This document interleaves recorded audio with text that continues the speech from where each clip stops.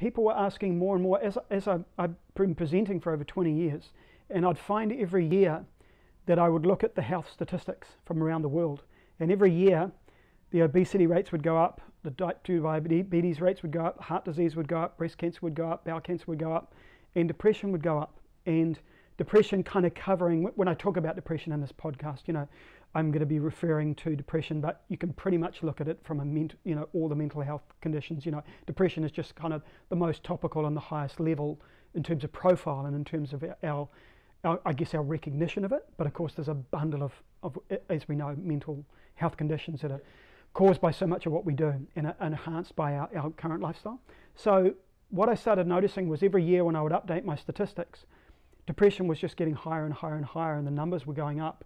When I first started presenting, for example, type 2 diabetes as an example, in 2004, they predicted that there would be 250 million cases. They predicted by 2020. So in 2004, they said in 2020 we're going to have 250 million cases of type 2 diabetes on the planet. Now what happened was by 2010 we had 370 million.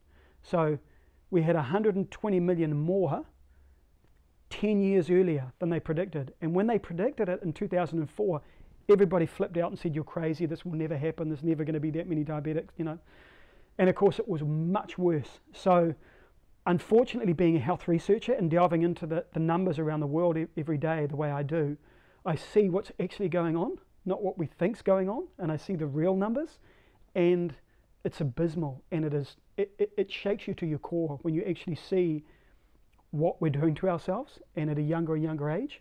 And of course the depression rates sadly are hitting the young harder than anyone else. They're coming into this current lifestyle we're living, the obesogenic lifestyle, and it's hitting them much, much harder than, all the mental health issues are hitting the younger much harder than the older, and because we have a different level of resilience, we've been through different things, and we're at a different stage in life. So it's hitting the younger much harder, and it's tragic.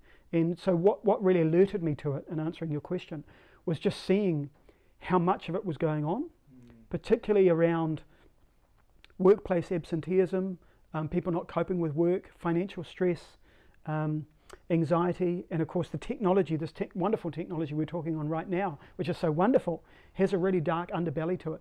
And that dark underbelly is people shaming each other, people bullying each other, people getting separated from real connection with human beings, where you're actually sitting with people looking like I am with you right now, looking you in the eye.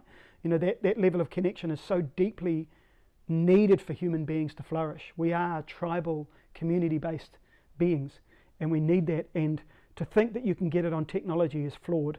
And we now have 2 or 3 generations. I mean, I've got kids in their 30s and their 20s and their teens, and the younger the kids are, the more they're coming into a world now that is so plugged in, and they think this plugged in world is the real world, when it's not. It's a completely fake world. It's just not real. The real world is when you're with real human beings. And don't get me wrong, I love technology, it's great. However, there's a whole generation of people that have been born into a world where they've got the worst diet in history, the worst dopamine addictions in history, the worst food addiction in history, the most overabundance of overeating in history, the biggest lack of sleep in history, the biggest desperate need to plug in and think you're going to find satisfaction on a computer in history. I mean, there's this incredibly toxic environment that all these young people are born into now, and it's such a challenge to kind of look at. I mean, smoking is a big enough thing to get a challenge around. How do we stop people smoking? How do we educate people about smoking? How do we stop smoking? And that's been a 30 or 40 year battle, and we're still not even halfway there with smoking. Smoking rates are still going up in third world countries. Everyone thinks smoking rates are coming down. They're only coming down in the West. Places like India and China, they're going through the roof. So we're not even halfway there with that battle, and we know how to deal with that battle. So dealing with the mental health battle, it's a real challenge, and I've had it in my own family. I've had to deal with severe suicidal depression in my own family. So I know what that's about. I've had people in my own family in mental institutes. So I'm well versed with being around it, and it's heartbreaking. It's just become so common. I mean, I guess that's what got my attention to it.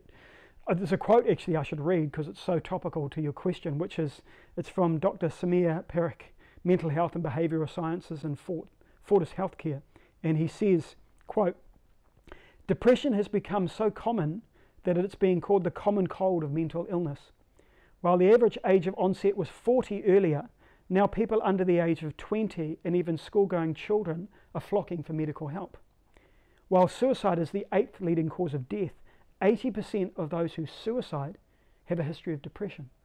So when we start to look at the suicide problem, which we've got, which in New Zealand is completely out of control, we start to look at that connection with depression, which of course is tied up with all that mental unwellness. So, you know, it's really challenging, you know, and there's no one quick fix. You know, drugs will not fix it. You know, when we look at, you know, a great quote from Stephen Allardy from the University of Kansas, again, a really great quote that I love to read out when I talk about mental health.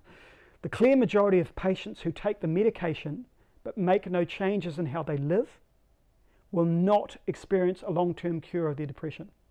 It's not a problem we can simply throw medications at." And again, this is from a professor of psychology saying, look, you can't just throw drugs at this issue. It's a holistic problem.